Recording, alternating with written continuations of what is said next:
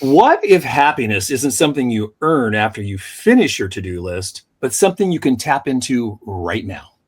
Yeah, and maybe joy isn't hiding out there somewhere in the future. Maybe it's been waiting patiently in the little moments we rush past every single day. Today, we're pressing pause on the noise, resetting the rhythm, and remembering what joy really feels like. Because sometimes the smallest reset can spark the biggest smile. Let's talk about that today on the Wandering But Not Lost podcast. And now your host, Jen O'Brien and Matt Emerson. Welcome back, everyone, to the WBNL Podcast, where we help you align, connect, and prosper in your business and in your life. This is episode 388. You can find all the show notes over at WBNLpodcast.com. Today, we're unpacking something we could all use right about now, the joy reset. How to reclaim happiness in those ordinary, everyday moments that actually make life extraordinary. You know, Matt, joy, everything's making me smile and joyful, so this is good. That's good. Joy has this funny way of sneaking up on us when we slow down enough to notice it, right? Most of us have trained ourselves to overlook it, unfortunately. That's exactly right. So we keep saying, I'll relax when, or I'll be happy once, right? I mean, how often do you say that in your week, right? But the finish line just keeps moving farther and forwards. Moving the goalpost. You don't need to keep moving the goalpost, right? Maybe joy isn't a destination at all. Maybe it's a rhythm. One that's been drowned out by all the notifications, the deadlines, and the expectations. Gosh, this is so true. And that's why we're calling this a reset. We love that word reset at WBNL, because reset, if you just get that into your head, means take a pause, stop, and not do all those things Matt just said. It's not about ignoring all the challenges and day-to-day stuff. It's about remembering that joy can coexist with them. Mm-hmm. So let's be honest. Most of us aren't joyless, really. We're just joy disconnected.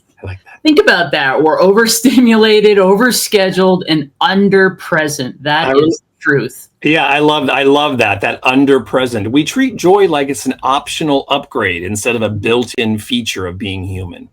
But you can experience joy if you're multitasking your way through life. It's amazing how quickly simple pleasures get buried under the shoulds. You should be producing, you should be networking, you should be cold calling and performing. And when you finally have downtime, you feel guilty for resting. I totally can relate to this. I know, right? I can too. We forget that stillness isn't laziness, it's maintenance. If your phone battery runs low, you plug it in. When your own joy battery dips, you need to recharge, not push harder. What is your joy battery, Matt? I don't know, but I like it. I got a joy battery. Sometimes your joy battery runs low. I love the analogy of your phone battery, but I want to keep that in my mind now. I have a joy battery. It's low. I got to plug it in because we're going to talk about how to do that. All right. Right. It's that little meter. It's somewhere in your mind, right? And you can see it go. Boop, boop, boop, boop, Does everybody get the metaphor and the analogy? You think of your phone battery because we can all relate. Because 10%. So before we even get to how, let's make peace with slowing down, because being present is really the only gateway to joy. 100%. That's right. So really, let's just get practical with all this. How do we bring joy back into the everyday? First up, notice the micro moments. Those are those little where joy, hides right in your plain sight. Mm-hmm. Right? Steam rising from your coffee in the morning. That first breath of crisp fall air. We had it this morning. We had a rain today, which we haven't had. It was like our first real rain of the season. That smell? That smell you can smell. Yes. And the sound of the rain. I'm already got joy on that one. Right? Exactly. Mm-hmm. Even the sound of laughter from the next room. I love that. And for me, when you said that, I thought of, it's catching sunrises and sunsets. Like yesterday, for example, this was a very joy-filled moment. I just went out walking and there were a lot of clouds in the sky and it was just coming to sunset. And it was crazy how beautiful the color of the sky was. It was like that pinkish, reddish kind of cotton candy because the clouds look like cotton candy. And I stopped and I just remember pausing. And this is what we're talking about, finding these things in everyday moments, right? Attention. So when you start naming those little sparks, like be aware of them, the brain can start rewiring itself to look for more of them because you get that charge, that little dopamine hit, right? It's like adjusting the focus on a camera. Suddenly everything looks sharper. or having a cataract removed, which I'll be doing at the end of the month, and I'll be able to look clearly out of my left eye. Yeah, you'll have the double sharpness happening. I shall. Exactly. So the second thing you need to do is move. And I'm really big on this one. My movements really shift your energy. They really, really do. If you're not a mover, you need to, it doesn't mean you have to get up and run around. You have to go, on a 10-mile hike. You need to get up and move around. Whether it's a short walk, stretching between calls, or dancing while you're cooking dinner, motion reminds your body that it's alive. I like dancing while cooking, and you can do that if you put on some joyful music, right? Yeah, it's like a big chill. Remember, you know the big chill, kids? It's an old movie where the dance. That's a good memory. Yeah. That's a good memory. Yeah, ain't too proud to beg. That's right. All right, and let's add connection to this list. Joy expands when it's shared. Send that quick thinking of you text or personal note. Compliment the barista. I love that one. I love that, Matt. Don't you? Yeah. Just smiling, talking to people, looking people in the eye. I really go out of the way all the time when I'm out in public and doing that. Look up and make eye contact, right? These little micro connections can feed your soul more than any amount of scrolling ever will. Yeah, I want to just on that note, it's so interesting. My wife just had a hospital visit over the last week, and caregivers and nurses and doctors and everybody in the hospital, it's amazing how well they are trained. And to the very last one, it was amazing. The eye contact, the compassion, the caring, all of that was really, really amazing. And it gave you warmth when you talk to these people. It was really something else.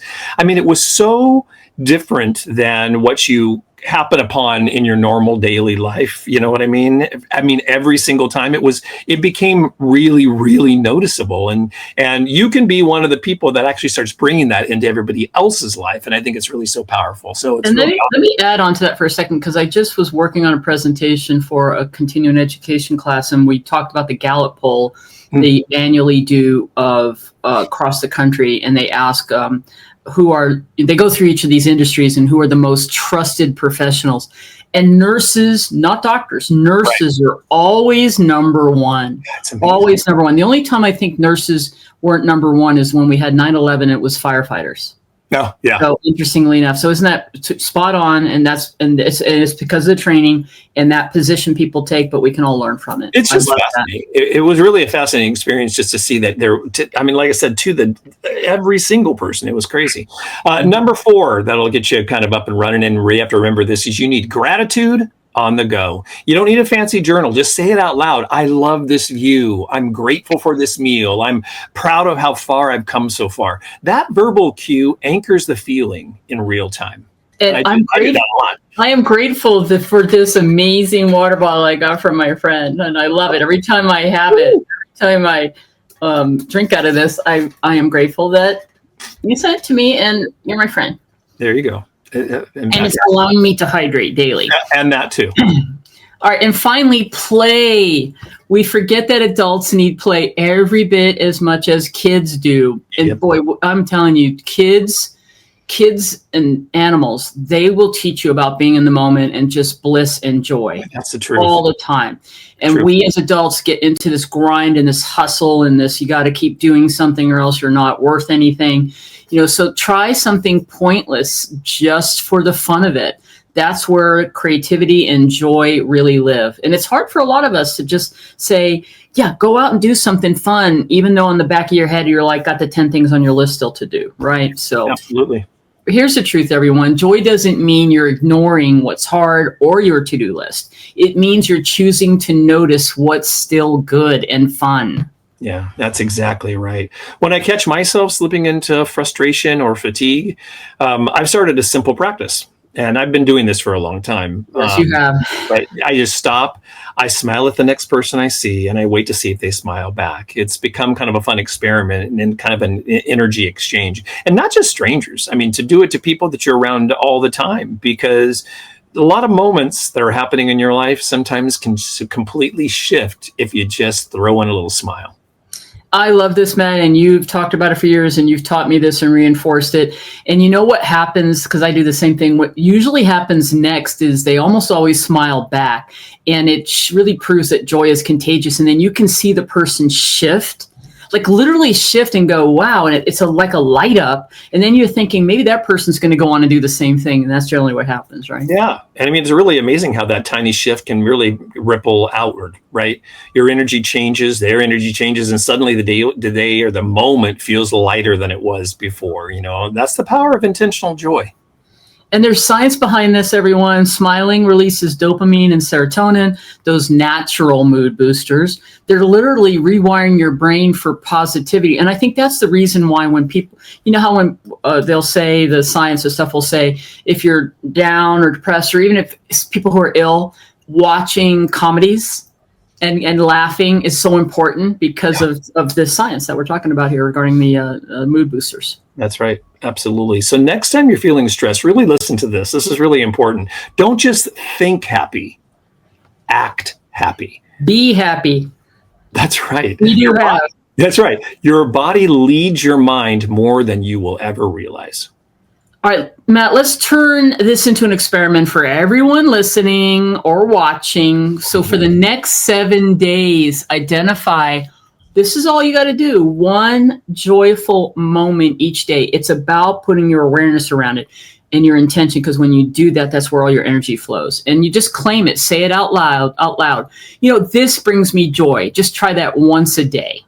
It's funny. I have found myself, and this was before we even did the show notes for this, or had this. We might have I know we already talked about doing this podcast topic, but I do find myself saying things out loud, like, "Oh, this has been a really good day," or that really went well. And there was something about saying it aloud that really amplifies it and really makes it real. Right? It's really interesting. Well, you don't have to go put it down in your journal unless you like to do that. Right. That's right. And unless you really want to do that, and if you really want to amplify it, pair that moment with movement, right? Walk outside, stretch, breathe deeply, and let that joy settle into your body. Joy isn't an emotion to chase. It's an energy to embody. I love that. Let it be longer than a couple seconds by pairing it with that little movement. Yep. Now you're really feeling it. You're thinking it, you're feeling it, you're being it, and give it a good 30 seconds to a minute. And that's what's going to help rewire the brain, right?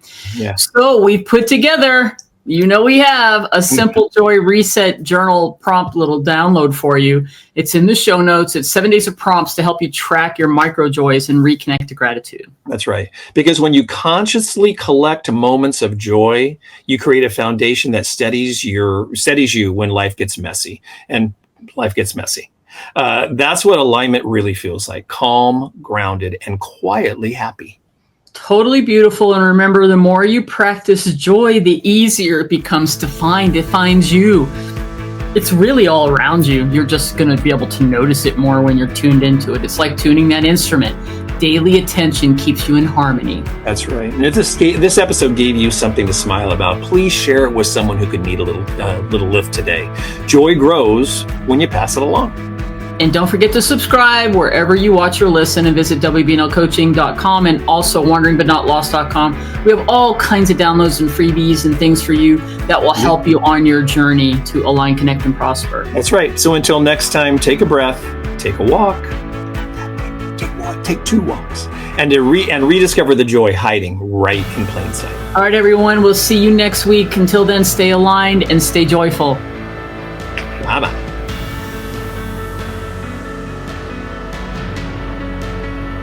All right, we finished strong on that one. It takes a while to get going, but yeah.